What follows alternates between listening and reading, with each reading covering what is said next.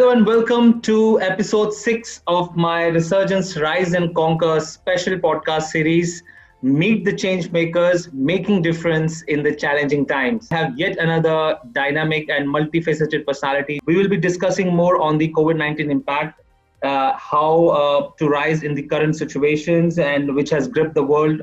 Of course, that has affected the human lives and employment prospects, opportunities, and it has not only impacted the employment opportunities, but if I say so, it has also affected our mental health and physical well-being.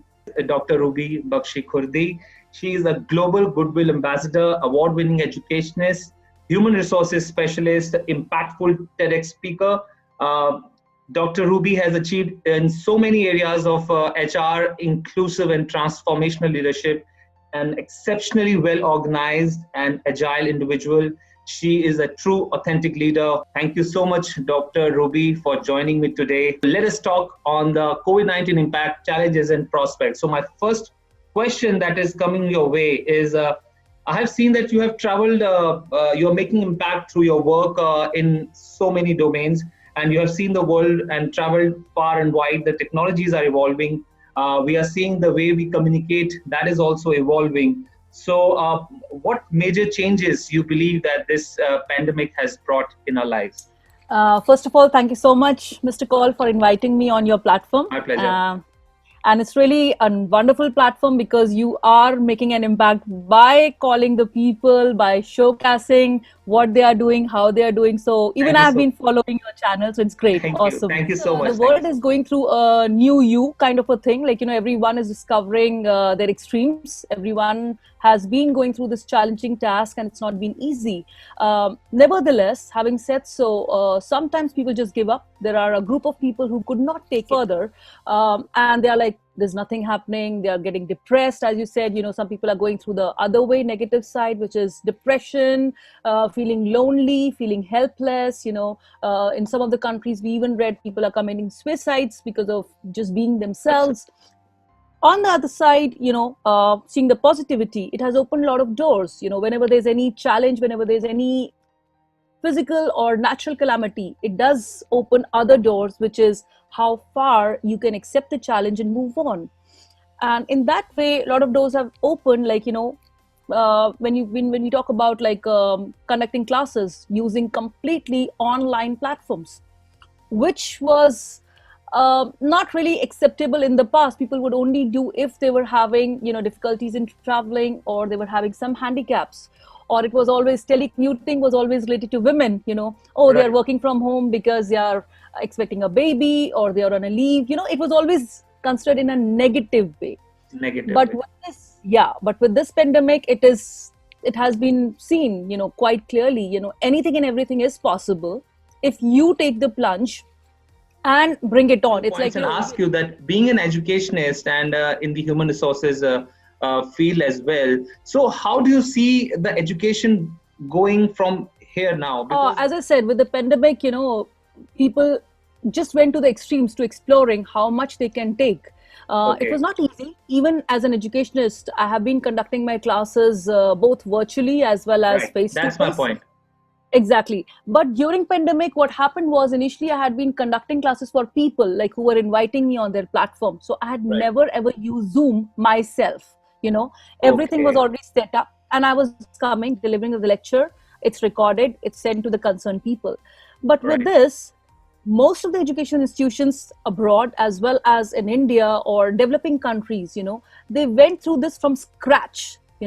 How to start a Zoom, how to go about, how to share the screen, learning the basics, which was not done in the past by people in higher education because everything was already set. Everything was done by the assistants or the people who were maneuvering it. But we went through training. We went through a lot of training sessions. Discussing questions. We were on discussion forums with other instructors. So, it became like a small world. I was connected with people from New Zealand, from Australia, from India, from Gulf countries, discussing how they are doing, what they are doing, what are the pitfalls of following this platform? What are the strong points of following. These learning human values via emotional intelligence in times of corona, how to manage, and your quick thoughts, because you have been very vocal on this topic, and I have seen a lot of your webinars both on the YouTube and on different forums. Exactly. So I actually practice a lot of emotional intelligence during that phase, not just teaching. Like, sometimes people do walk the talk, and that's what exactly I'd been doing, both virtually as well as sitting in the vicinity of my room. Practicing emotional intelligence to teach that people who were getting frustrated, people who were getting stuck, we said we were just coming to rescue of each other and telling, like, it's just a phase, it's just a virus, the way it has come, it will go on, it will move on. So coming from India, I would say, like, I have a very, I believe in karma, right?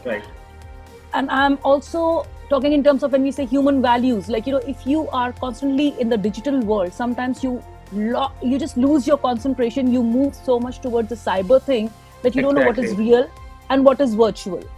So via human values, where I did my TEDx talk, I talked about, like, we are superhumans. That was the theme of the topic of the TEDx talk, superhumans, where I said learning emotional intelligence via human values. Like, if you believe in yourself, if you are constantly connecting people to test their best, that everyone has something unique. You can't be comparing an elephant with his climbing skills, testing or evaluating a fish by her flying skills, right? So we have to be realistic, what is the worth of a person and how they use it. In the classrooms, we have a lot of group activities, role playing, case analysis, things like which you normally do in face-to-face classes, much stronger. Whereas when you have these bunch of 20 students in front of the screen, sitting from morning till evening, it becomes too much. One, they are done with the screen time. Then you have headaches, problem in the eyes, backaches. But the thing is, as you said, without or with, the thing is, like, when it is a necessity, you have to look for ways how to make it interesting. If you just enforce something, you have to do, How the young aspirants, especially the leaders, should prepare themselves for the post-pandemic era, how one can create opportunity for oneself given the current situation. So okay, that's a very, very good question that you just asked. But just relating to what you were saying before, when there is lack of something, when we have limited resources, people start feeling it more important. People start giving it more value, That's what happened with most of my students, because before they were taking for granted, everyone is connected, sitting next to each other, but connected on Facebook or Instagram or other things. Very, very important point made. But with this, when they were in the vicinity of their room, sitting in front of the screens, they were like, I miss my friends. I miss the human connection.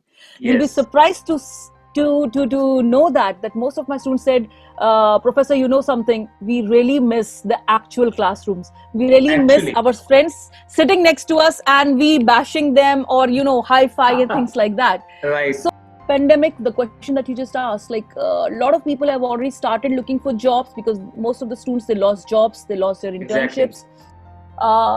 Jobs suddenly became like most of the work was being done virtually. So there was a big lag, a vacuum that was created.